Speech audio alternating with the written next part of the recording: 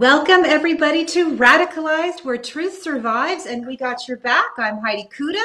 I'm here with Jim Stewartson, High Fidelity, Sean Connor, Bravehearts All. We are an investigative show about disinformation. We like to inform, we like to break news, and we're going to jump right in. We have merged Frontloaded and Brief Legal Briefs today because we have a very, very special surprise for you. So we cue up Frontloaded. Let's just do it. Let's just get right in. We have front-loaded briefs today. Yeah. We have our official, unofficial money laundering expert, as well as our financial correspondent, pick one, Martin Sheil, retired IRS criminal investigator with us.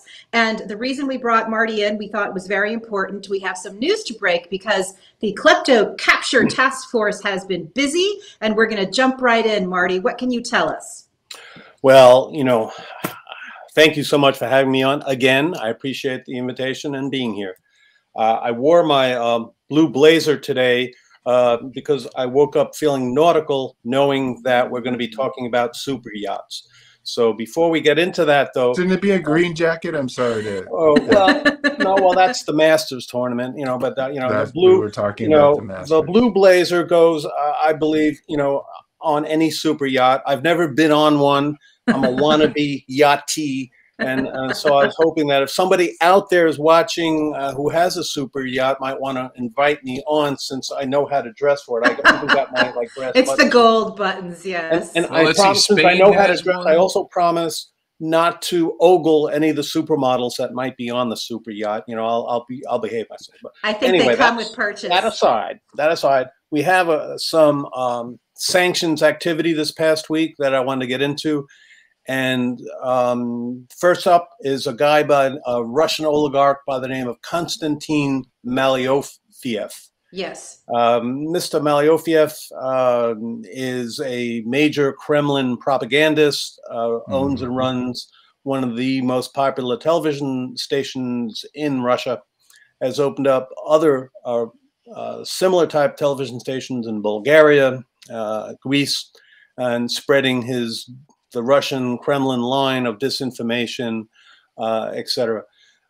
That's one of his main goals. The other thing he does in that got our government's attention and mine is he subsidized financially the two main separatist leaders in eastern Ukraine, in the Donbass. And he did this to the tune of millions of dollars. And so when looking into his finances, I noted multiple offshore shell companies, and you're going to be hearing me talk about offshore shell companies throughout my presentation here. Having an offshore shell company is very necessary in this day and age for money laundering, hiding money wherever you get it, assuming it's from the Kremlin or from some nefarious, unlawful activity. You need to be able to secrete it, conceal it, and move it. So Mr. Malyofiev has done that significantly. And last week, Southern District of New York unsealed an indictment from this past March with regard to sanctions evasion by Mr. Malyofiev. He also included in that indictment is Jack Hannock, ex-Fox News producer and Sean Hannity producer. We've talked about him in the past. But what's key here is Mr. Malyofiev is really that they're exercising and executing these economic sanctions really well. Malyofiev hid an investment in a Texas bank. Why a Russian oligarch would invest in a Texas bank is, I can only speculate. But I congratulate the feds for being able to track down through all these shell companies Mr. Malyofiev's investment there. And hopefully that'll be just the first indictment for sanctions evasion of many. Like I said, I think earlier, sanctions, economic sanctions evasion is really akin to money laundering in that the use of concealment and secret financial devices such as shell companies and Swiss bank accounts, etc., are really key. And the guy who, the Russian who really was the main mover in terms of opening up money laundering is a guy, the Russian vor of vors, the Russian godfather, the brainy Don, a gentleman by the name of Semyon Mogilevich. Yeah. Mr. Mogilevich, you know, he got his start really in Ukraine with extorting monies from people involved in the fuel trade and pipelines, etc. But he also got Mr. Putin's eye, and they have worked together on many a thing. One thing that Mogilevich did, he got himself indicted in this country, in the U.S., with his partner, a guy by the name of Jacob Bogatin, for operating what's known as a stock bust-out scheme with regard to a bogus company that was supposed to produce magnets. They didn't, but they represented that they did, and they floated their company on the Canadian Stock Exchange. People invested. Mogilevich and Bogatin took their monies and ran, and they laundered the money through Bank of New York and various shell companies that were named in the indictment were Aragon, A-R-I-G-O-N, and slight variation, Oregon, O-R-I-G-O-N. Mogilevich really, that's made his mark by just changing the first letter of a shell company to throw off investigators, and it was very successful early on. But they did catch up to him. But Oregon would be called the internal shell, and Aragon would be the external shell. I mention that because we're going to talk some more about shell companies in a minute. I wanted to reference Jacob Bogatin a little bit because you know, he helped Mogilevich. He partnered with Russian organized crime in the money laundering. But he had a brother by the name of David Bogatin, also a Russian. And David Bogatin was involved in Russian organized crime, but he partnered up in New York City with a mafioso, Italian organized crime gentleman by the name of Fat Larry Iorizzo, who worked under the Michael Franchese, who's the capo of one of the families in New York City. And they operated what's known as a... Which Godfather movie is this? I'm sorry. What was that? I said, which Godfather movie is this? Michael Franchese. I love the name Fat Larry. You had me at Fat Larry. Well, he was about 600 pounds. And Wow. when we finally ended up arresting him, we had to devise special handcuffs because regular handcuffs wouldn't work. Oh, shit. It was just unbelievable. And, you know, he was a very clever man. Several times on surveillance when following him, he would escape surveillance. Very sharp individual. But the way we would catch him, though. Well, the way we would catch him is, I mean, how do you?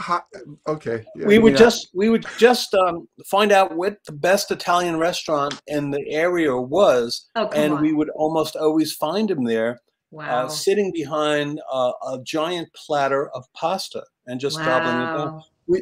We did that several times. I can't tell you how many times we did that. Carbs are dangerous. Indicting him in Texas and convicting him down there for fuel excise tax evasion.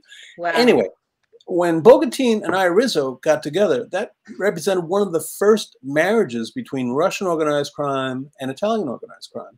They basically didn't really collaborate until around then. And what happened subsequently was that the Italians would start using the Russian method of money laundering, and they would move their monies offshore. And that was significant. But then what developed from there was the Bogatin brothers both had their own sources of specified unlawful activity proceeds. They decided to move into real estate, and they purchased 5 luxury condominiums in Trump Tower, and they purchased them all at once for cash, and it was such a sensation that Donald Trump himself attended the closing, and he was pretty astonished. I mean, and that takes a lot. So what you have here, yeah, no, really, what you have here now is an evolution in your money laundering from using just offshore shell companies and Swiss bank accounts, of which Mogilevich had made use of if you looked at the Oregon indictment and you look at the ICIJ shell companies, you'll see Credit Suisse as the Swiss company or Swiss bank that moved an awful lot of the monies, or was the receptacle of an awful lot of the monies that was moved through the various shell companies. That's significant because Credit Suisse has been in and out of trouble with authorities for aiding and abetting or conspiring to evade taxes for many American rich one-percenters. Yes. And also folks in Germany and France, et cetera. So Credit Suisse is always right on the periphery. But anyway, enough of that. So the Bogatines laundered the money through real estate. Trump Tower. All right. From there, you know, let's jump back into another sanctions action that occurred last week when Putin's baby mama was set up with a luxury condo in Monaco. The baby mama's name is Svetlana K something or other. There's a lot of K's and H's and consonants. I can't pronounce it. I'm just going to refer to her as Svetlana. Svetlana, yes. That'll do it, probably. So what was interesting in looking at how the investigators found this property and sanctioned this property was they had to go through a maze of shell companies once again. I mean, lots of layers. It got much more sophisticated than back in the days Mogilevich was just switching a letter, the first letter of a company. They had a multitude of companies. But when they finally worked their way through and penetrated all these shell companies, they found that the original source of financing for the Monaco baby mama apartment came from a company run by another Putin crony, oligarch, a guy by the name of Gennady Timchenko. Yes. Timchenko, a very rich guy, also known as Putin's wallet or Putin's cashier. Yes. Now, sanctioning the baby mama is one thing, but going after Timchenko is a whole different level. Now you're getting really close to Putin. And I'm happy to announce that last week they also were able to seize Timchenko's yacht down in Italy. The Italian authorities were able to grab that. So, and that was a super yacht again. And a super yacht. Pictures of it. Forgetting the name of all these different yachts, you know. I think Timchenko apparently was not happy, and you know, and that makes me happy. Good. But the thing is, one observation about Timchenko, one of his main companies was a company known as Gunvor. It's an oil company, not surprising since Russia is a petrostate. Yep. And Putin gave him a fuel export license, which is very valued and very precious. And so Timchenko got himself very rich, you know, selling oil and exporting it. But one of the shipping companies that he used was to ship the oil to various places around the world was a company called Navigator, which was run by our past Secretary of Commerce, Mr. Wilbur Ross. Yes. So you have, you know, it's a small world here, you know. Yeah. And this was, well, of course, this was before Wilbur became Secretary of Commerce. And it was before Wilbur became one of the main honchos in Bank of Cyprus, which has the reputation for laundering billions and billions, like the astronomer Carl Sagan used to say, of dollars for other Russian oligarchs. So just put that to a side and let's move on to the next item. Talking about super yachts and talking about the Russians don't have a monopoly on political corruption or money laundering. We have our fair share on this side of the pond. And one of the actions that occurred last week was that the FEC finally closed a case that they had started back in 2017 on a Canadian oligarch, a steel magnate, Yep. by the name of Barry Zeckelman. Barry. Is it Barry or Gary? I thought it was Barry. Okay. Yeah, it's Barry. We can just call him the Z-Man. You know, we'll call him the Z-Man. Yeah. Or Man of Steel. Oh yes. He owns multitude of super yachts, which he named every one of them Man of Steel. So this is a very rich steel mogul. And what he did, the FEC finally caught up to him, was back in 2017, he made an illegal political contribution to a Trump PAC, something like 1.75 million, that he made through a subsidiary, an American subsidiary of his steel company up in Canada.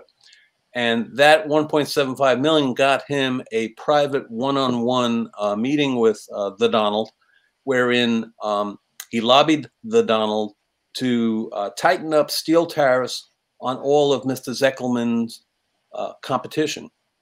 So for 1.75 million, that's like tip money or maybe gas money. That amount of money would probably fill up his super yacht, with gas.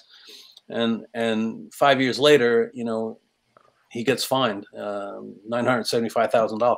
Anyway, wow. So Mr. Zeckelman became really rich. And the point I wanted to make here was that political corruption, crony corruption occurs, whether it's crony capitalism or crony communism.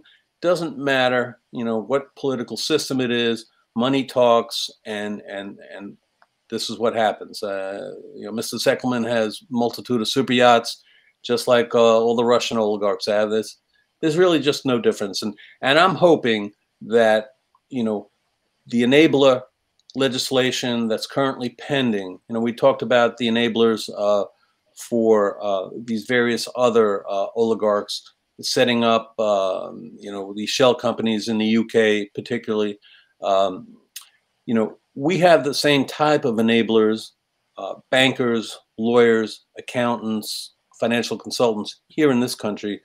We really need that enabler legislation passed, implemented, enforced, so that we can start going after the oligarchs in this country that distort our political system with all their corrupt money. Thank you so much for that amazing report. And you were right, it is Barry with a B. And I am so grateful. That's the kind of news we want to break, and we want to keep following these stories. One last line that you want to, anything you want to say that you didn't say as a seed planter for what we can expect in the future. One other thing that happened last week that didn't get a lot of ink was Rudy Giuliani got sanctioned by the Iranians, which, to me, I mean, that indicates that probably Iran is the only country in the world that really believes any of Rudy's bullshit anymore. And they also must have the wool pulled over their eyes because Rudy owes his soul. Rudy doesn't have a pot to piss in. He couldn't pay off a sanction if he tried. I mean, he's selling baseball cards that he's signed to people for like $5 and $10 a pop now to try to get by. I mean, so wow. But I just wanted to mention that because Rudy probably will be coming up in the news. I think there's going to be some legal actions with regard to him in the not too distant future. So, anyway, I just went off on that, and thank you so much for that brilliant report. Oh, you're welcome. Thank you so much for having me, and we'll catch you next time. I cannot wait. We look forward to the next one. Oh my gosh, that was so great. We have so much to talk about on Radpod and Chill. Now let's get right into word of the week, word phrase of the week. Oh my gosh, my head is reeling with all of that. That was incredible.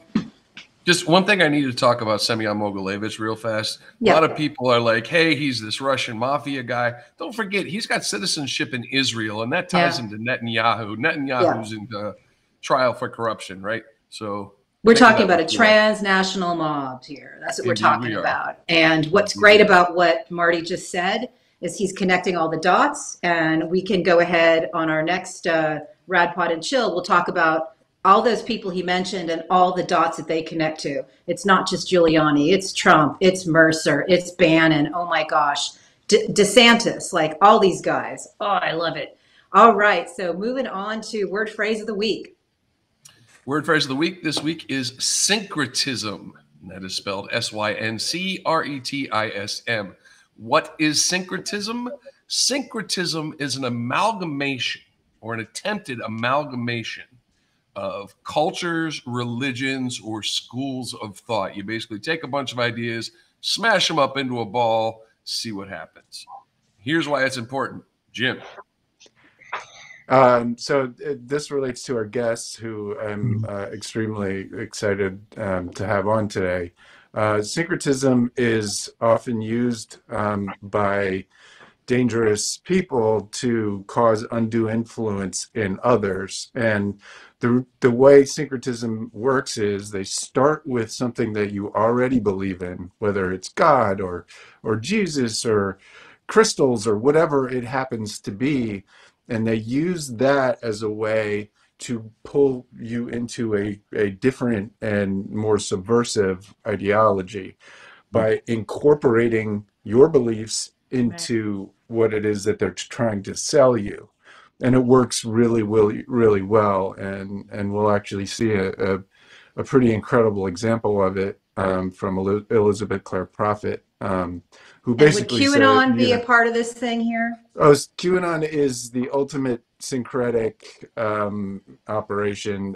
It has everything, right? It's got racism, misogyny, anti-Semitism. It's got, your patriotism. It's got, if you're a mom, if you love kids, like it's got all of those different sort of belief systems plus Christianity. Holy shit. A really weaponized form of it. So, yeah. Wow. Well, all I want to say is that when you guys brought up that word in the rundown meeting last night, I'd never heard of it. And then this morning, somebody sent me Umberto Eco's You Are Fascism, the incredible 1995 essay that he'd written. And there was that word front and center. And I'm like, it felt like a Repo Man moment, like a plate of shrimp moment.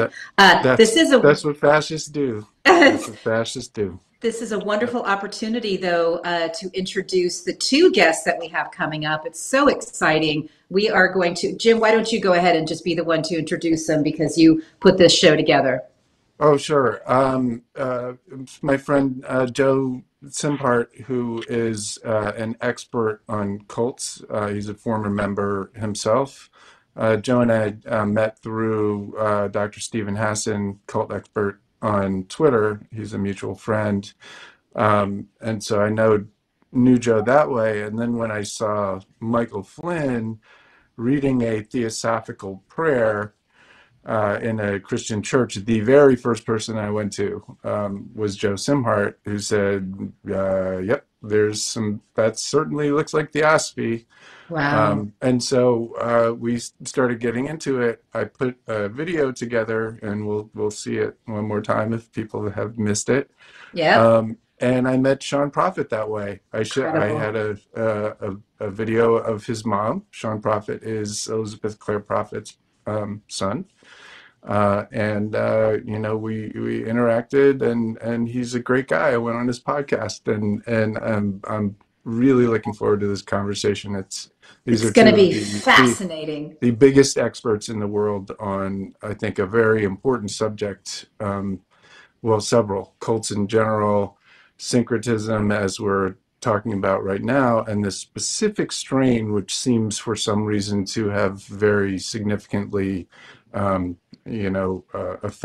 QAnon and its, evolution. Wow. I cannot wait. This is going to be so amazing. Well, thank you for that. And let's move on to why it matters. All right. Why it matters. Here we go.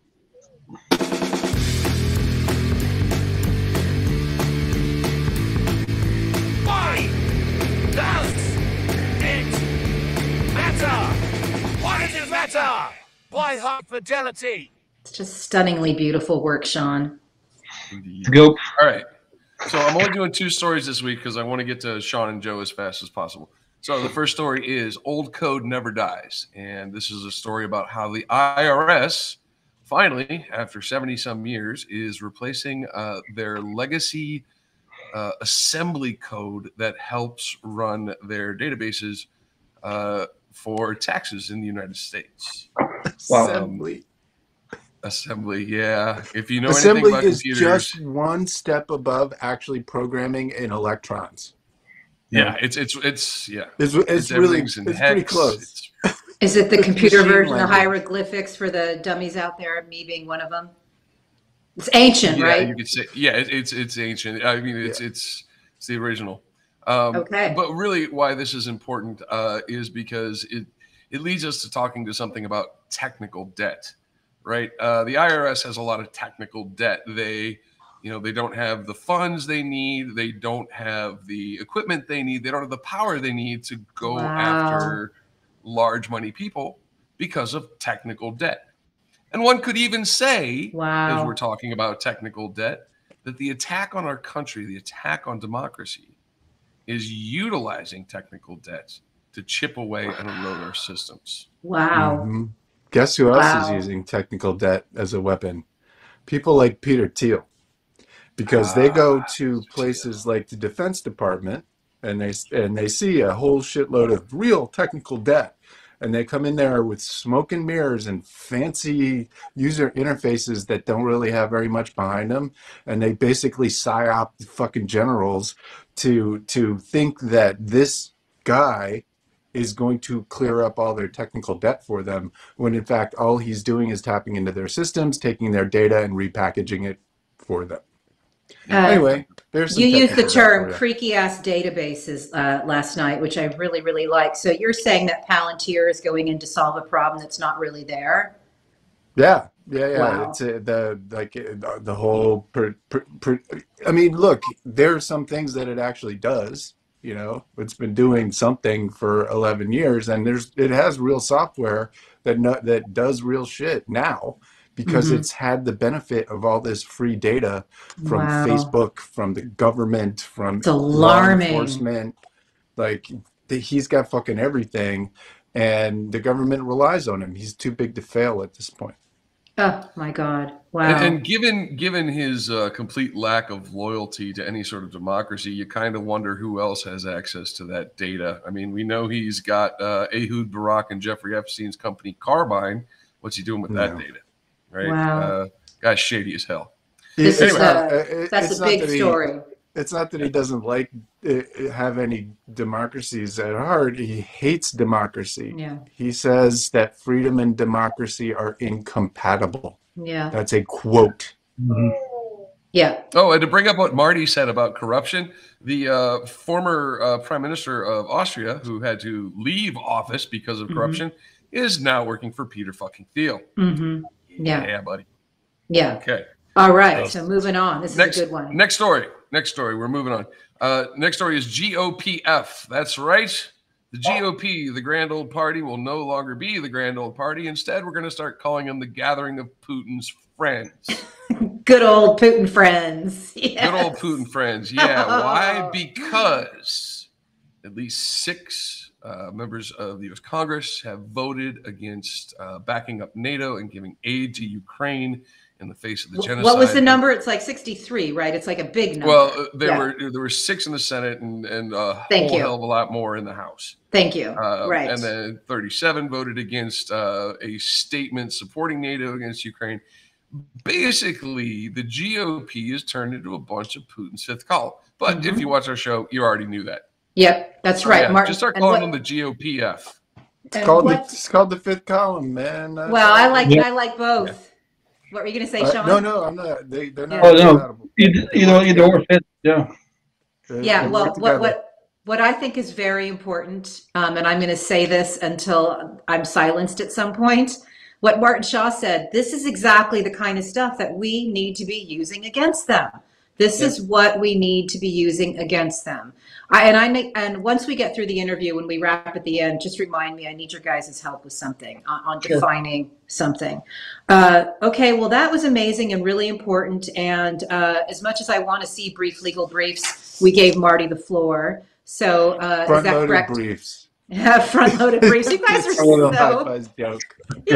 so terrible. I love it. Do we want to do the Hellscape intro and then bring the guests on? Is that how? I think that's exactly what we're going to do. Let's do it. Wait, I have. He has a couple Hellscapes. Okay. He's got some Hellscapes he's going to talk about. Okay, so we'll do the Hellscapes, and then we'll bring the guests on after. Yeah, Okay. that's right. Yep. Exactly. Perfect. Put you up here. You got it, Ming. Here we go. Jim Stewartson's Hellscape. Oh, fuck. It's good every time. Oh, fuck. All right, speaking of oh, fuck, let's talk about Eric Prince. The Prince of Darkness, the Lord of Psyops, that guy.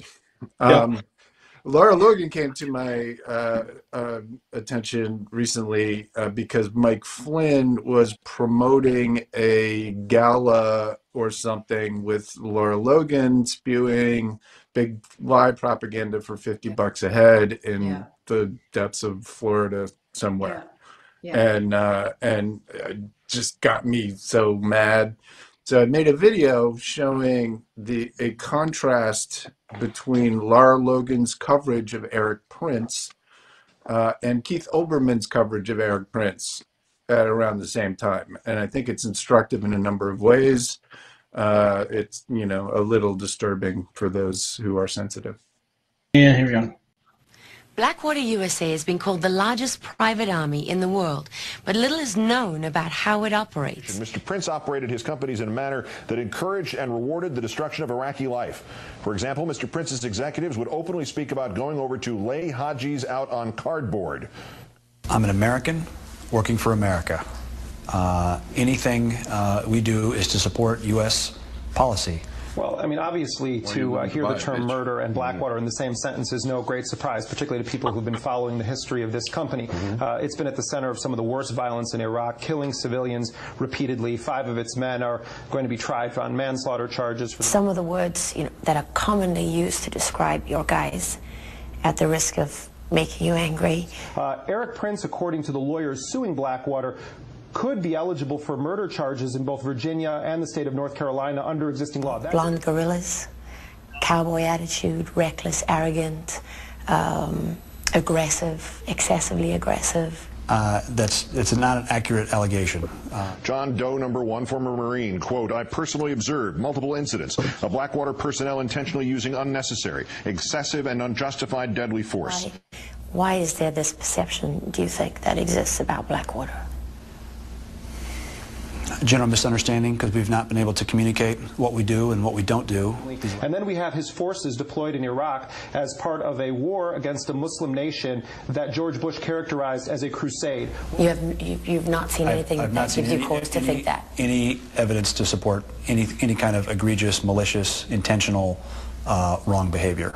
That in fact Eric Prince did have a neo-crusader agenda and most explosively may have murdered or facilitated the murder of individuals that were intending to or did cooperate. That you wish innocent people didn't have to die as a result of anything that you're involved in. It is absolutely not our wish that any innocent civilian should ever die. Prince intentionally deployed to Iraq certain men who shared his vision of Christian supremacy, knowing and wanting these men to take every available opportunity to murder Iraqis. But based on what you know at this time, you don't believe that anybody did anything egregiously wrong? No, ma'am. Fucking lying piece of shit. So there's a few things there. First of all, 60 Minutes. What the fuck? I mean, I last year I did some work with 60 Minutes and they were great, and I thought they did a great job with the episode, with the piece. That is fucking disgusting. That is a whitewash of one of the worst criminals, in my opinion, Mr. Prince. In Mine too. Opinion. I agree. In the world, and that served as propaganda, as a psyop, effectively on the American public, right? Because you have this very pleasing person with a very pleasing voice in a very pleasing way, completely letting him off the hook of everything. Oh, you're blonde gorillas, boy, you bad boys, So Laura Logan has been working for Eric Prince since before that happened, and that's all I'm going to say about it. But please, everyone, know what you're dealing with when you're talking about Eric Prince. Eric Prince is a psychopath who literally thinks that he is part of the Crusades right now, and that his job is to kill as many Muslims as possible. That's what he believes. Weren't Also, there rumors that he had Prince? Weren't there rumors that he had the people who were going to testify against him assassinated? Wasn't that was what that whole episode of Olbermann was about him being accused of murdering people who were going to testify. Yeah, and he violated sanctions in Libya, trying to overthrow their democratically elected government. Yes. He trained Project Veritas agents, maybe connected to the theft of Biden's daughter's diary.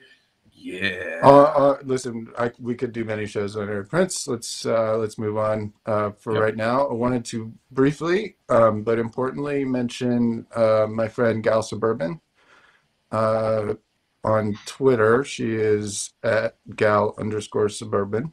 She does some amazing threads on amazing things. I had a great conversation with her on the subject of dispensationalism, and I will summarize it, basically as follows. Dispensationalists believe that the Bible is a literal interpretation of history, and that you can both see the past and predict the future with it. And currently, dispensationalists believe that Putin is awesome because there's some stuff in the Bible that they interpret to be Russia coming from the same direction towards Jerusalem. And the idea is for dispensationalists that when these circumstances come together, all the believers rise up and watch everybody else get slaughtered.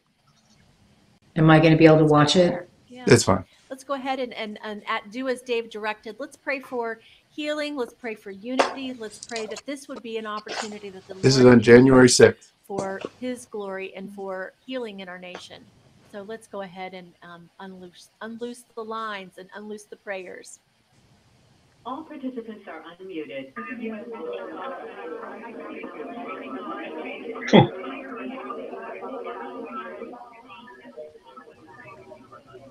Goes on like that. We can stop it. Yep. That's a whole shitload of people speaking in tongues. Yeah. To pray that Mike Pence will unconstitutionally overturn democracy. Yep. Yeah. Oh, we're fine. Thousands of them on this phone speaking in tongues, believing this shit. Yeah. This stuff is real, and the dispensationalists are far more common than I thought. So we do have Sean. Sean is in the waiting room, just so we know, Jim. Awesome. Okay, we just have the last item. Remind me what it was. Mike Flynn, give me liberty or give me death. Oh, it's important. And finally, this just basically a transition into the guests that I'm extremely excited to talk to shortly. Me too. Do we have that graphic of his post? I don't know. If I don't, I can put it later. I have the Mike Flynn leads a Christian church, and then I have the Elizabeth Clare prophet video. Those are the two extras I have. No, that's all right. There was another link. Doesn't matter.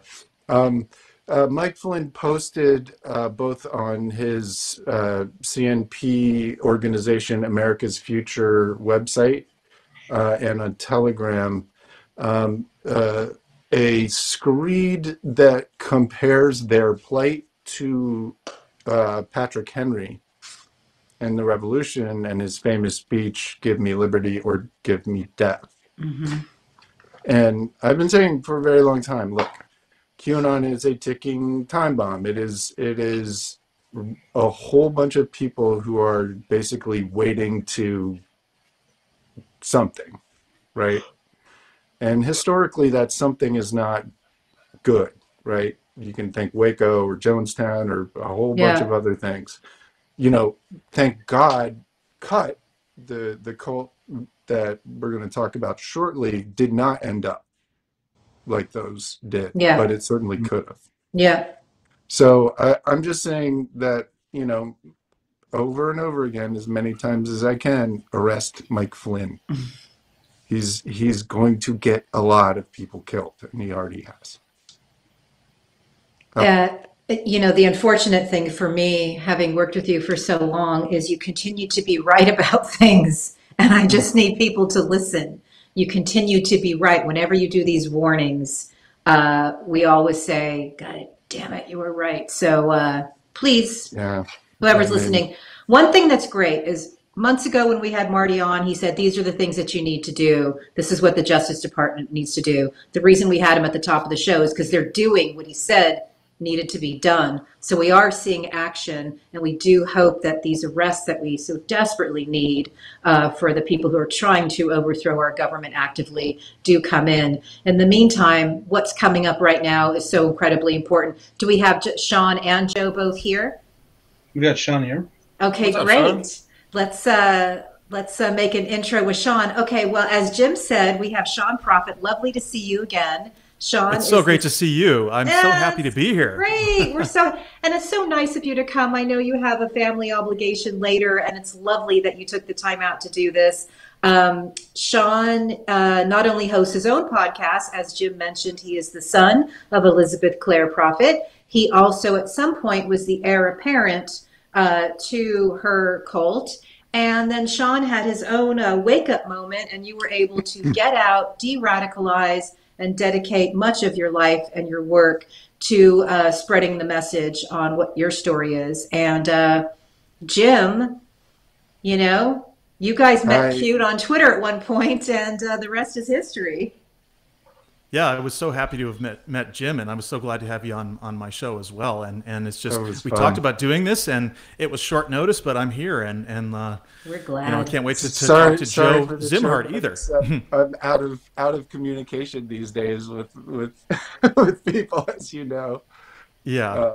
So I'm really grateful that you came on. I was honored to that you replied to my thread, and somebody, if I recall correctly, the first thing you said was, yes, my mom actually was a fascist. Yes, it's true. Well, when you start to really think about it, I said it was a fascist cult, and somebody questioned me, and you were like, well, I would know. So it's Christopher Hitchens' celestial dictatorship, right? I mean, what kind of political philosophy can a religion that believes in an almighty God, you know, ultimately come up with? And that is the problem. I think that one of the reasons we find ourselves in this place right now is because of the reluctance, even on the left, to directly challenge religion and theocracy. And I think that we're just seeing that. And what it was really interesting, just before I came on, you guys were talking about the kind of trauma of being right all the time and having these bad things happen that you predicted. And I think that those of us who have the foresight and the ability to extrapolate trends can't help but see what's going on. And the hardest thing is to get people to listen, because it involves challenging things that they value a lot, like nationalism, like tradition, like religion. And, you know, because challenging these things directly also involves, you know, coming to grips with questions of existence and the loss of the afterlife and these things that people are looking forward to, and not ever wanting, you know, being able to see your relatives again. And all there's a lot of losses that people have to deal with when they really start to challenge these philosophies. Yeah, well, there's that loss, right, is designed. Mm-hmm. They want you to rely on these beliefs, so that you need to rely on the organization that supports the beliefs to run your life. And you know, that's not to say that all religions have been all bad all the time at all. Right. I think that there's a argument to be made that something like religion is necessary. Yeah, Joe's now in the waiting room. If you want to. Oh, great, Joe's here. Yep. As we're bringing Joe in, I just want to say that I rewatched Elmer Gantry and posted the trailer today. I'm sure you're aware of it, Sean. Burt Lancaster started a Sinclair Lewis story. The book was written in the 30s. I'm going to guess Joe knows it too. But even in the trailer, everything from the tiki torches to the grifter con artistry to the taking the pious and the devout and just twisting their minds to believe in something that really was part of a grift. It's all the same. Sinclair Lewis was writing about in the 30s. This movie with Burt Lancaster is from 1960. It's the same game over and over and over again. And now I am going to welcome Joe Szimhart to our show. I'm so happy that you were able to make it. And I know that you and Sean, I'm sure, know each other. Yes, hi, Joe. Is Joe frozen? No, can you hear me? Yes, we can hear you. Your video's frozen. You're just a little bit frozen. Hey, Joe, how you doing? I'm good. Good to see you again. Yep. Great. Yeah, you too, man. It's been a little while. I've been watching your videos. They're amazing as always, and we'll my low tech videos. Me too. We're low Always tech. enjoy them. That's all you need. You just need a somebody who knows what they're talking about, and a little bit of time and a camera. And I would recommend both Sean's podcast and Joe's YouTube channel. So thank you guys both for being here. It's I would feel connected to each of you and what you do regardless, but I think there is a single sort of piece of video that in some ways has brought us here, and I think is so deeply relevant to what's really happening in the world right now.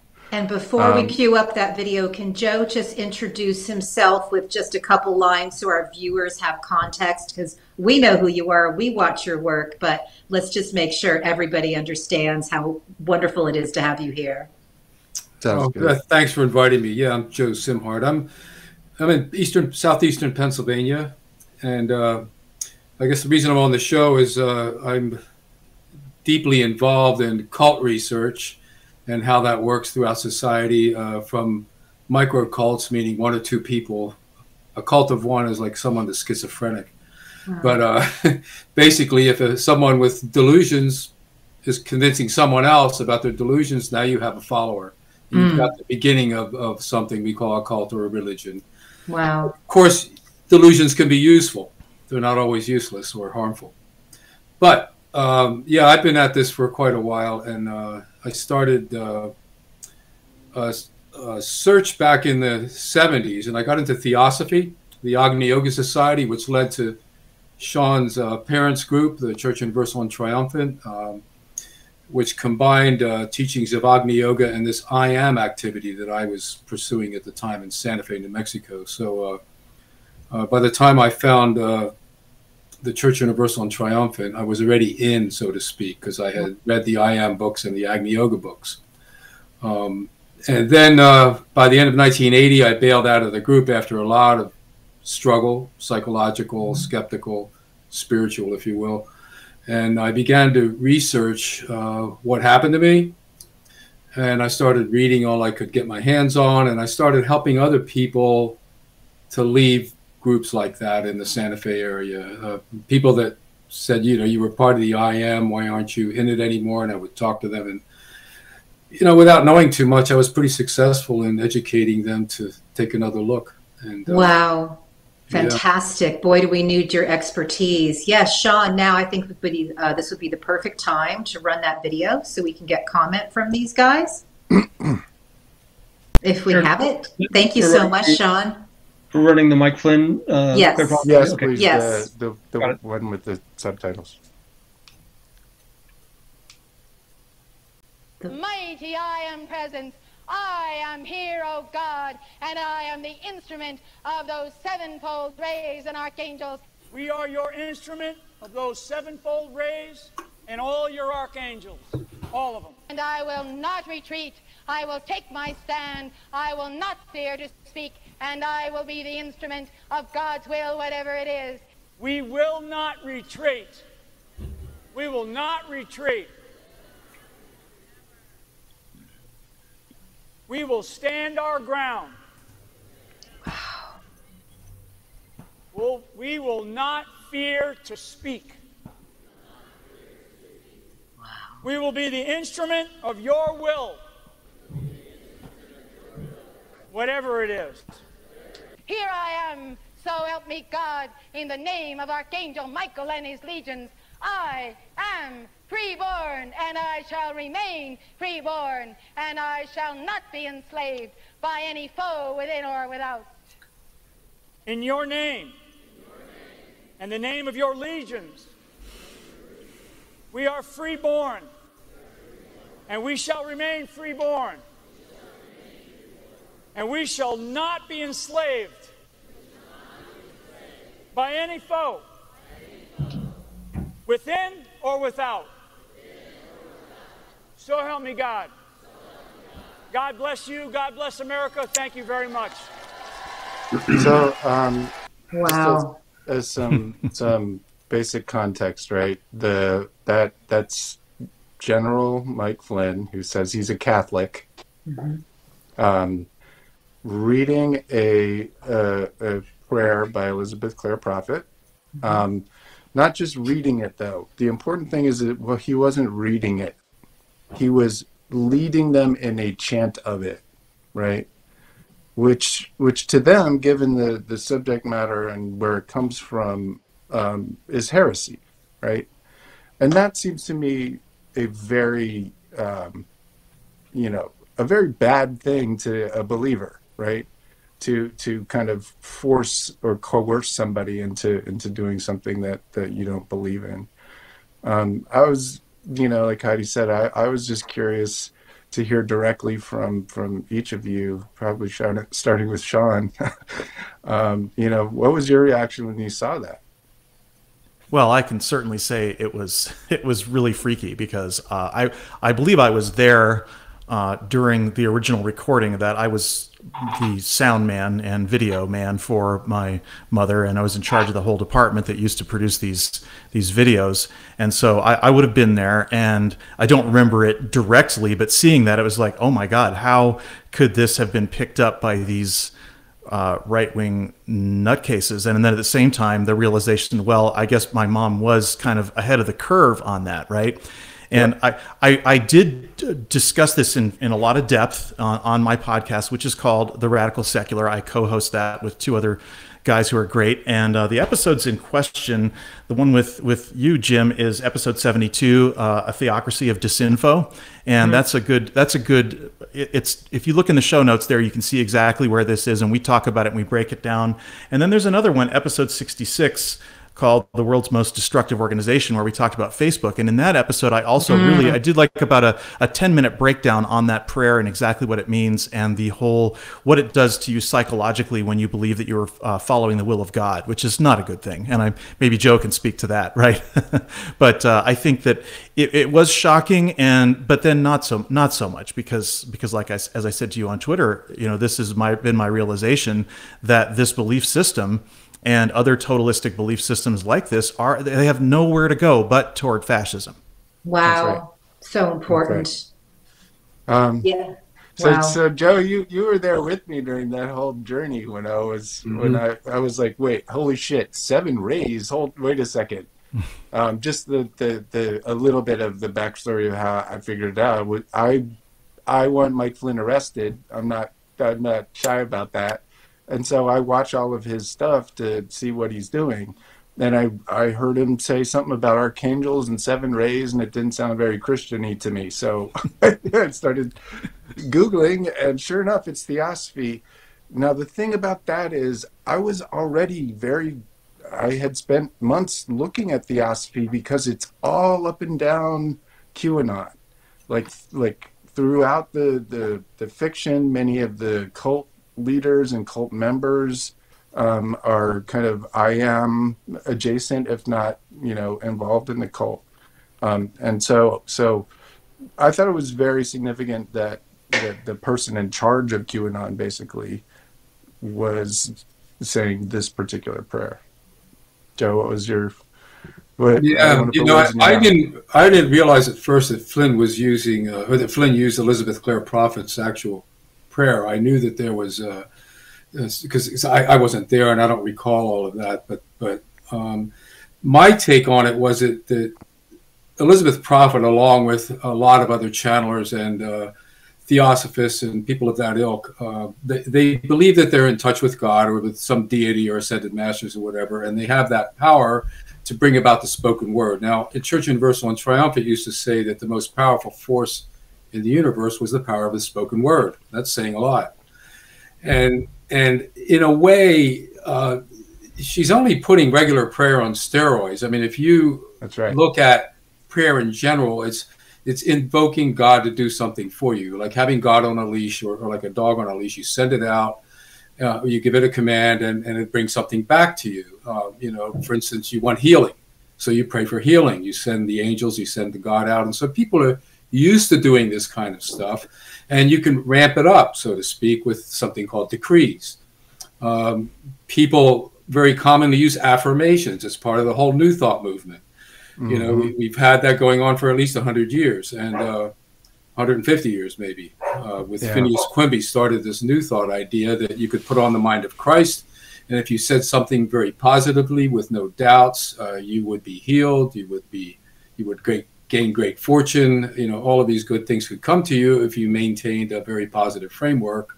And as we know, Mr. Donald Trump grew up in such a context. Yes, he did. So cults, right?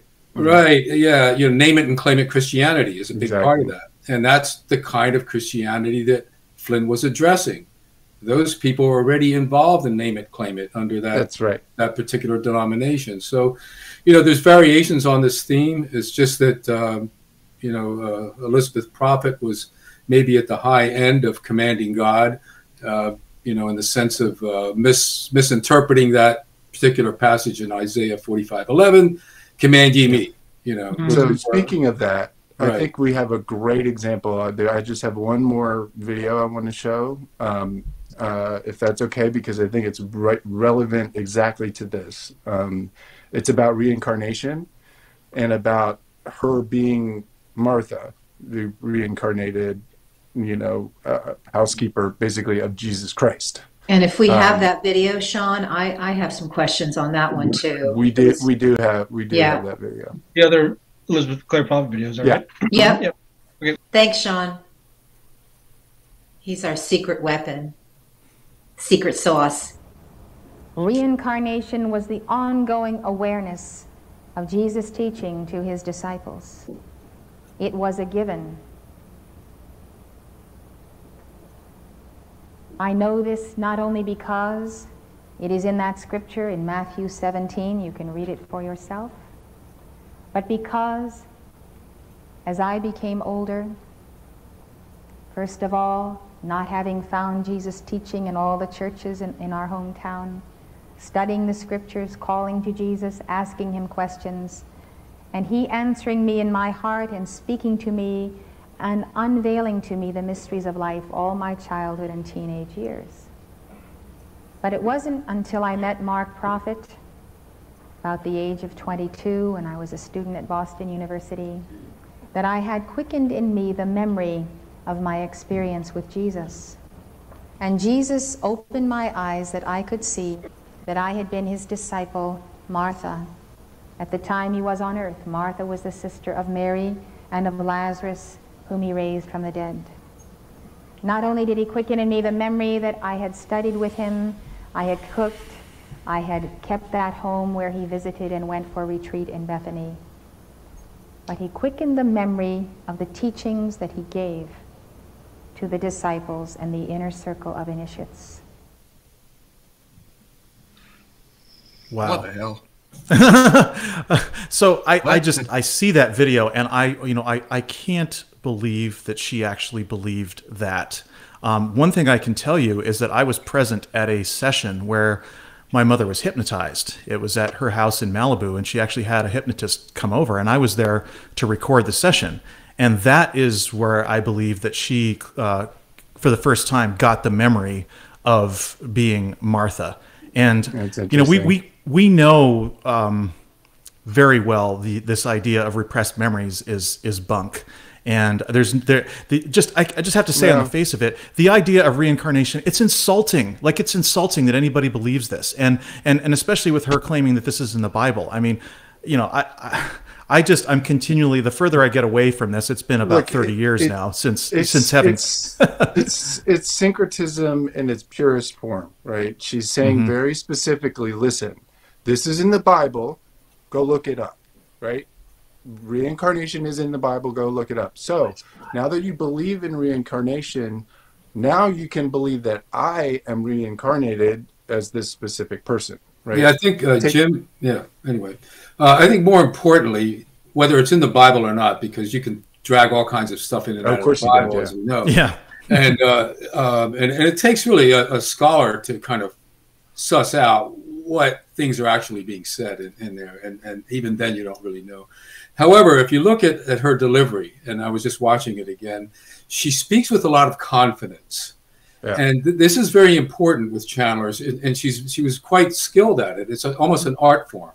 She was an artist as a channeler in a sense, and when you look at her eyes, also, it's almost as if she is in a trance while she's talking, and it comes off very smooth. There's a kind of coherence to it, so it adds to the salesmanship of the whole whole thing. Oh, she was good. She was good.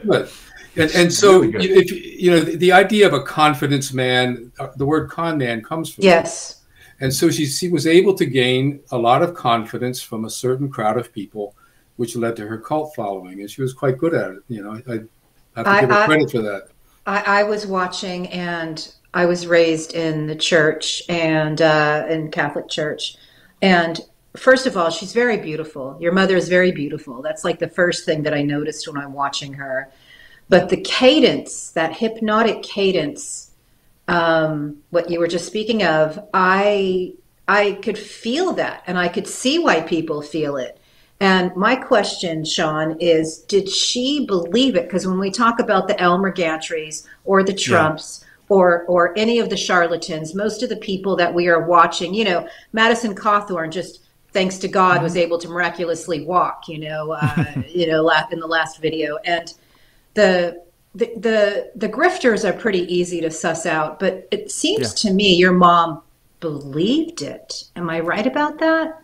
Well, this is the age-old question, right? And it's very, very hard to say what someone else's innermost thoughts and motives are. And, you know, I've talked about this before, and I can't say definitively what was going through her mind. I do know one thing, though, and that she absolutely despised the Elmer Gantry film. I think it was too close to home.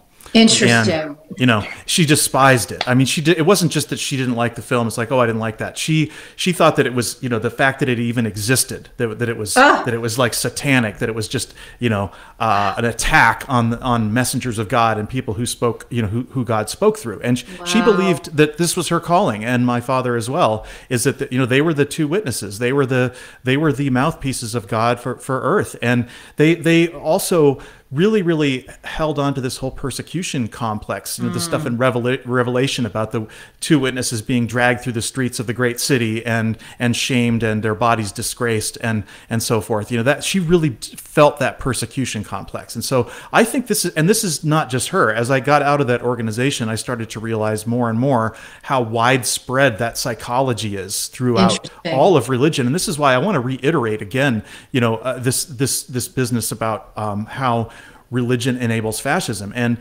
I do believe, Jim, that there are good churches, like, you know, liberation theology. We talked about this on our last episode. You know, liberation theology is basically everything we want on the left, right?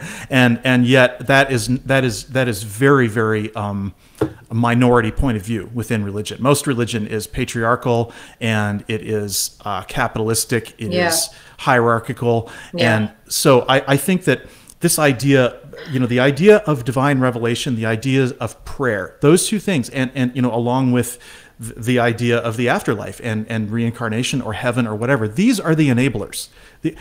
This is through syncretism or through whatever. Like this is how they get in. This is how they get in. This is things that people want. It's magical thinking, right? It's magical thinking. At the very core, if you already believe in magic, it's easier to believe in a different kind of magic. Like for me, I wasn't brought up with magic, so I'm like, magic? That doesn't make any sense to me. Yeah, I think this is why Carl Sagan. I'm sorry, just real quick. I just want to. Carl Sagan was in his book Demon Haunted World, which is a great book that everyone should read, and he really gets to the core of all of this. And his analogy about the invisible dragon in the garage, right? It's a fantastic thought experiment, and it really just kind of puts religious people in their place. And yet, the ones who need to hear this analogy and the ones who need to understand, what science is and how it's different from religion, are deaf to it and blind to it. Yeah. Well, look, here's the thing, right? I see both of you as incredibly wise, brilliant people who had these beliefs at one point, right? Mm-hmm. And so one of the things I wanted to just ask you about, since you've got such an incredible perspective, not only in this specific thing, but just the process of undue influence and finding a way out. Joe, I was curious if there's anything you could share about, kind of how you found yourself kind of trapped in this situation, because I think there's a lot of people out there who misunderstand it, who think that I'm too smart or anyone who gets into this is stupid. And nothing could be further from the truth. Yeah, it's the not me syndrome. Right. Basically, when I give lectures on cults, and I have to a wide variety of people, from Indian tribes to police departments and colleges, people invariably ask me that question. I gave the same talk to a Mensa convention at one time, and they asked me, well, what kind of people join these groups? And I stop for a second and I go, I'm looking at them. Yeah. So the answer is that there's so many different kinds of ways to get down the rabbit hole. Mm-hmm. That some appeal to intellectuals, some appeal to people that are more emotional, some appeal to people that aren't that educated, some appeal to people that are into martial arts. I mean, you can find all kinds of little avenues into, like it's a variation on Jesus' theme that my father has many mansions. Well, totalism or ideological totalism has many doors that you can get into that. The other thing I'd like to bring up is that I think what people don't understand about cult leaders is that they may or may not totally believe in what they're selling at first. But when they notice people reacting to it and they start building on it, it becomes this unholy dance between the leader and the follower. And they feed off of each other because the follower wants the leader to be the best on earth. And now the leader has to dance. Right. So in Lifton's study of ideological totalism, he shows that it takes on a momentum of its own once it begins. It's not controlled by the leaders necessarily, and that's what people don't understand. These people aren't puppet masters; they become puppets of the movement itself. After a while, they have Lifton. I can attest to that. Hear what you have to say, Sean, for sure. But I just Lifton just did an amazing article talking about Putin, and Putin's totalism. Yeah. Now, totalism with nuclear weapons is a different thing than totalism in a compound somewhere, right? With a few hundred people, which is terrible, but it's not Putin with nuclear weapons. Sean, your mom actually used nuclear weapons as the thing. Oh yeah, that was the club. That was the club to get everyone to do. It was Helios, right. Well, there were any number of dictations. There was the one from Saint Germain. There was one from El Moria. There was one from Archangel Michael. All of them warning about nuclear war, giving specific dates and prophecies. But what I wanted to say about this, what Joe was saying about the dynamic between leader and follower, is that toward the end of my time at the cult in around 1991, we were starting to sort of emerge from this period of intense preparation of building the shelters and stuff. We're trying to kind of get back to normal, and so there was a lot more focus on how the community was and how we were going to live and things like that. And a lot of people started writing letters to appeal to her to sort of tighten regulations and sort of crack down and be more strict about things. And it had everything to do with rules about sex and dating to rules about alcohol and banning things like near beer, even non-alcoholic beverages were being banned just because they seemed to have the vibration or the appearance of alcohol, which was evil. So my point is that she was willing to liberalize, and people within the community were complaining about it and saying, hey, we came here to be in a monastery, and we don't like seeing all these other people getting away with all this stuff. So she ended up cracking down, and then that filtered into her messages from the altar that she was giving. Her dictations, right, suddenly started to contain this more fiery language about cracking down on these infractions that were going on supposedly in the community. So she was not free. She was not free. She was a politician within the community. That's and amazing. So that is definitely something that that feedback loop. And I wanted to say also something about my late friend Kathleen Mann, who is also someone who Joe knows as a occult expert. And I interviewed her maybe about 10 years ago, and she said something interesting, is that people who are smart, like your Mensa audience, Joe, are always think they're too smart to fall for cults, but cults aren't about being stupid. They're about desire. They're about you wanting something out of that group. Wow. And so you will convince yourself and talk yourself into anything if it's giving you something that you want, in which case is, this case is eternal life, right? Well, I think that's the point and I have a 4-point model I follow personally, but the first thing that a cult formation has is something called a transcendent attraction, and transcendent means that science can't touch it. Mm-hmm. So you can't really test it. It has to be something that is metaphysical, that's believable. Politics is somewhat transcendent. Like in terms of what's the best way to run a country, a polis. Plato called it the great noble lie. You need to organize society. You need to put the gods in there. You need to put the emperor as godlike in there in order to organize society. And he has a point. Human beings have evolved socially because of this kind of behavior, for better or for worse.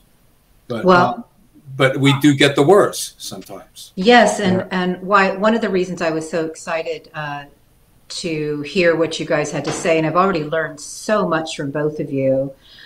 We have the cult of Trump, and what I saw in 2016 was perfectly decent people in 2015, who I loved very much, but who also, maybe one was a Baptist, maybe one was, fiscally conservative, whatever it was. They got, in Jim's words, mind fucked to believe that Trump was the second coming of Christ, particularly the ones who were of the churchy variety. And all of a sudden I would see them posting all this anti-Hillary venom. And these were perfectly nice people. Mm-hmm. And then I investigated what happened, and we've learned obviously so much subsequently. But clearly, this mentality you're talking about and this cultivation of people probably comes in really handy when you're trying to take over a country or protect capitalism from democracy or whatever it is you're trying to do. And so to look back on 2016, you guys must have already had your antennas up saying, oh my God. No. Well, all I can say is that I think that we had, when you look at Christian fundamentalism during the Obama years, and they were particularly incensed during the Obama years, and we understand why. And there were articles that I was reading during 2013, 14, 15, talking about how a lot of Christians were talking about going into internal exile and starting their own communities and just kind of withdrawing from civilization because they were so they felt beleaguered. They felt like the country was not going in their direction. They felt like they were losing control. The demographic transition is happening whereby you've got U.S. becoming a majority-minority country by like 2040 or 2045, and you've also got the secularizing of the country that was happening. That's been happening ever since, and it's accelerated actually. Even with Trump in office, the secularization of the country has dramatically accelerated to the point where maybe 25% of the country is now secular. And maybe 10% atheist, right? So we've got this huge thing going on, and then Trump comes along and he shows them a pathway whereby they can reverse the decline, and they don't have to go into internal exile, and they don't have to admit defeat and failure, and they have a way to, a path a path back to they can get prominence. their judges, you know, on the Supreme Court. This is neo-Nazi great replacement theory is what it is, right? Is one of the manifestations of this idea, which is that, oh my God, there's a plan, right, to eliminate us, and so therefore we are in our right to basically fight back. And it used to be the kind of ideology that was stuck in little chat rooms and, you know, way off in the dark web somewhere. And now Tucker Carlson does it every single night. Right. It's just straight up great replacement theory. You're getting replaced. Your religion is getting replaced. Your race is getting replaced. Sorry for that. No, that's which is all bullshit, by the way. None of that is actually happening. None of it's happening. One of the thing I wanted to make sure that we just hit on is, look, for me, there's 30 to 50 million people in the country, something like that have some level of undue influence. I think if you believe that Joe Biden isn't the president, you're at some level suffering undue influence, right? Because and that's a shocking number of people. It's like 30%. It's terrifying. But they want to believe it. They want to believe it. Of course they do. So there's lots of ways of getting into it, as we've discussed. Right. What I'm interested in talking about a little bit is getting out of it. Yeah. Right. Because both of you have. And first of all, that I am very happy that you did, and thank God, and I'm proud of you both. And that shit is incredibly hard. And not only that, but to help people afterwards with your experience is also hard. And so I wanted to just make sure that each of you sort of has a moment to just talk to people about their loved ones who are in this situation.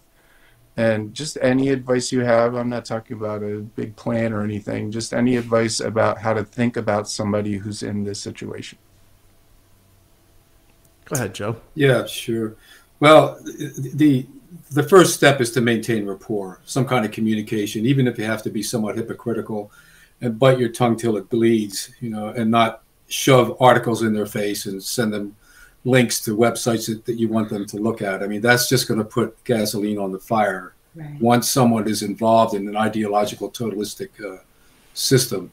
So the idea is to maintain some kind of a kind relationship and just look for an opportunity, you know, to talk and to open it up. And it might be not you, but it might be someone that you can triangulate with. You know, it could be an ex-member. They're the most valuable if you can introduce someone to someone that's articulate from that particular group, and if they're willing to open up the conversation, maybe they'll talk. Most people are naturally ambivalent about their totalistic beliefs. They're not all the same. You know, they have different reasons why they might leave, and you don't know what those reasons are. I'll give you a quick example. One of the first cases I did with a CUT member, a Church Universal member, was a friend of mine. It was a exit counselor who got me into the case. And he was a former Unification Church member, which is also a right-wing type of group, but he was very much a born-again type Christian exit counselor. And so he was approaching the whole case through his biblical analysis and how Church Universal wasn't following it. Well, this was going way over the head of the client. She wasn't interested in the Bible. She wasn't a Christian. So I got to talking to her, and I found out, you know, a book that she had read that got her into the whole thing to begin with. She read this book by Baird T. Spalding called The Teachings of the Masters of the Far East. And Baird Spalding had some influence on the I Am cult, the Ballards. And those books were sold at CUT conferences. The Masters of the Far East books were sold there. So I got talking to her about it, and I told her that Baird, when he wrote his first book that was supposedly written when he was in India, contacting these ascended masters, well, he never went to India at that point in his life, you know, and later on he argued that he went there in his astral body. Well, that made her click suddenly and say, that's not how he wrote it. He wrote it as if he was really there. Well, that one bit of truth, that one exposure, the whole house of cards fell down for her. She didn't need a biblical exegesis. You know, it just, you have to reach somebody where they really believe in something. Wow. And you have to be able to connect. And I had read the book, so we were able to connect on that. If I hadn't read the book, she might still be in cut today. I don't know. And what's important, I think, Amazing. about that is you didn't force her out or even show her the way out, right? It was educational. It was she had to choose. She had to make a choice. She had to find her own way out, and you just lit up some hallways that weren't there before. I just opened the page to a book and let her read it. Exactly. Incredible. You're also reaching them where they're at. I mean, that to me is what's so beautiful. You know, I think that's really incredibly empathetic. And you know? Sean, I know your situation was a little different because you were in there from birth, right? I mean, I was in there from birth, and I actually left twice. The first time I didn't. I was still too young and too scared to stay out. I mean, I should have stayed out, but I would have missed the whole shelter thing. I probably would have had a whole different life because I actually dropped out of college when in my junior year when the shelter cycle happened. So you know, my life would have been all different. I would have been an engineer somewhere, you know, doing that instead of having gone and, you know, designed these bomb shelters and then, you know, come out and spent my life in television. So it's just these are these kind of epic you know, choice points in life, and I was scared. I was honestly like, everybody was pulling out of LA, and I was scared to watch everybody I knew leaving and going other places, going to Montana, going to Minneapolis. Wow. And, you know, and I would have stayed in LA by myself. Right. And I had a job and I could have, but I just, in the end, sort of gave into the fear and the social pressure to follow, you know, everybody leaving the coast of California. I ended up going to Chicago and, you know, and going back to university and, you know, all of that. But so all I can say is that it does take a lot. It does take a lot to leave. And I don't think, I mean, the woman you described, Joe, was someone who cared about honesty, about spiritual honesty, right? That this story was made up and that didn't comport with the facts. And that's probably rare too, because so many people are much more concerned about what they're getting out of the cult than whether or not the cult is fraudulent. Mm-hmm. And wouldn't you agree? No, I agree. It becomes a lifestyle. You get entangled in a group once you immerse yourself in it, and so you can't just walk away. That's a crazy idea. You know, you can't just walk away from a marriage. You know, you have to be almost psychopathic to walk away from something that easily, where you have no feelings, no empathy for the situation you're in. You know, so it is a struggle. I mean, I personally went through panic attacks for about a month deciding to leave the group. I mean, they were real, and it was whether, you know, not knowing what was real, what was not real. I had to really battle to sort that out. It wasn't easy. I had no one to talk to at the time. They're changing your actual brain, right? They've changed it, and it's hard to fight that from the inside out. I want to make sure Hi-Fi, who's been very, very patient and hasn't been raising his hand very much. And in our last couple of minutes, I have a question too, but Hi-Fi, you're done. But I know Hi-Fi has a question. I do. Two things I noticed about the video we watched. I mean, obviously the first was Michael Flynn, you know, basically putting a bunch of Christians' immortal souls at risk by leading down the path of blasphemy, which is kind of fucked up. But the other thing I noticed about doesn't care. Yeah, I know, right?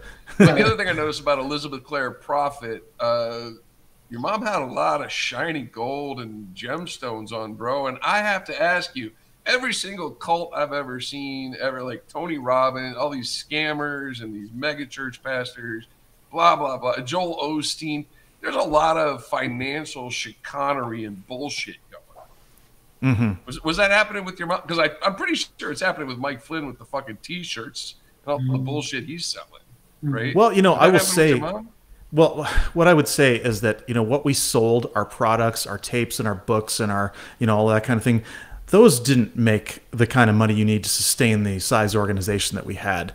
We had a lot of direct contributions and people who were, you know, who would tithe 10% of their income, just like any church. And we also, my mom did pretty well with real estate. You know, as we moved from city to city, and, you know, we would establish centers, we would sell centers, and you know, she made a lot of money on those land deals of buying and selling. I mean, we bought this property in the Malibu Hills, which was $5 million when we got it in 1976, I believe. Wow. And it was sold 10 years later for $16 million. And now that property, you couldn't touch it for under $200. You know, so it's like there was a lot of same thing with the Forbes Ranch. You know, she bought the Forbes Ranch in 1981, $7 million. Who knows what that place is worth now? You know, so some of it they still have. Other of it was sold off to pay for the shelters and to pay for other things. But you know, most of the money actually, I would say, came from these land deals.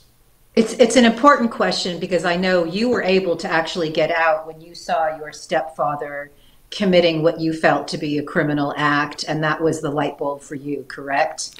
That was one of them, certainly. I mean, you know, the fact that, because I didn't really think that what he was doing was wrong. I thought we were, you know, we had this club of, you know, of a Soviet nuclear attack over our heads, driving us to make all these preparations. And so, of course, we'd want to arm ourselves. Well, what did these guys do? They bungled it. They used a false name and false address to buy these weapons, which is a federal offense, and they got busted. And I'm thinking to myself, it made me question the whole leadership, right? Because if my mom's talking to God and she kind of approved this plan, you know, and then they bungled it like a bunch of idiots, like small-time crooks, right? I mean, it just, like, who does that? Who would put a false name on, you know, on weapons that you can buy legally? It just makes no sense. Right. I don't remember the part in the Bible about the gun running. Yeah, I mean, well, Jericho, I don't know.